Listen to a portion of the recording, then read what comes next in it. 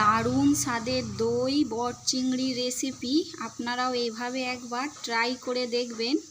পুরো ভিডিওটি দেখতে থাকুন। এখানে বট চিংড়ি মাছ নিয়েছি 4টে।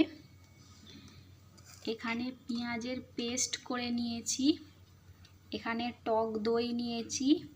এখানে টমেটোর পেস্ট করে নিয়েছি। এখানে গোটা আর চিরা কাঁচা লঙ্কা আছে, ধনেপাতা কুচি আছে আর কালো জিরে আছে। আর এখানে গুঁড়ো মশলা আছে। আমি মাছগুলোকে প্রথমে নুন আর হলুদ মাখিয়ে নেব, মেখে এগুলোকে ভেজে নেব। সর্ষের তেলে মাছগুলোকে একটা একটা করে ভেজে নিয়েছি, এপিট ওপিট করে ভালো করে। মাছগুলোকে এবার তুলে নেব।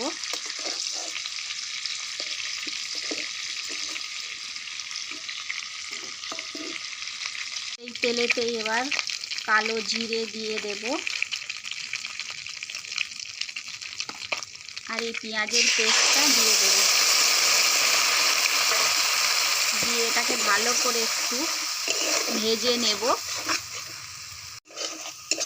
মাছটা ভাজা ভাজা হয়ে গেছে, পেঁয়াজের একটা কাঁচা গন্ধ সেটা চলে গেছে। এতে এবার এই টমেটোর পেস্টটা দিয়ে দেব, দিয়ে একটু ভালো করে কষিয়ে নেব।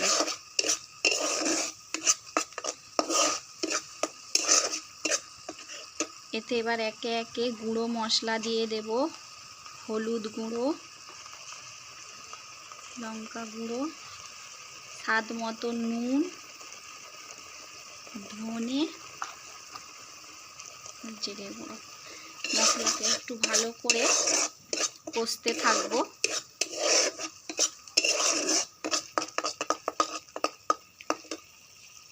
এতে এবার এই ফেটানো টক দইটা দিয়ে দেব, দিয়ে এটাকে ভালো করে কষিয়ে নেব। ভালো করে কষে নেব এটাকে। মশলা দিয়ে তেল ছেড়ে দিয়েছে, মশলাটা ভালো করে কষানো হয়ে গেছে। এর উপর থেকে ধনে কুচি দিয়ে দেব আর এই গোটা আর চিরা কাঁচা লঙ্কাগুলো দিয়ে দেব।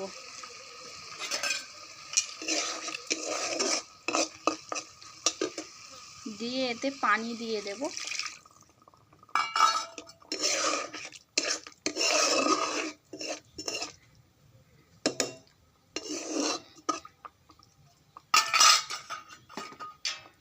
এটা একটু চাপা দিয়ে দেব। ঝোলটা ফুটে গেছে। এতে এবারে ভেজে রাখা মাছগুলো দিয়ে দেব।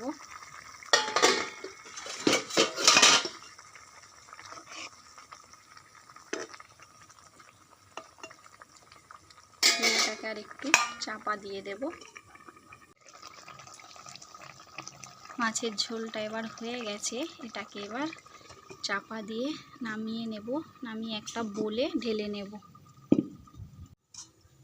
এটাকে এবার বোলে একটা ঢেলে নেব।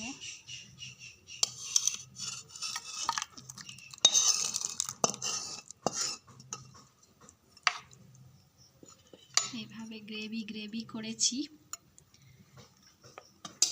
আপনারাও এভাবে একবার ট্রাই করবেন।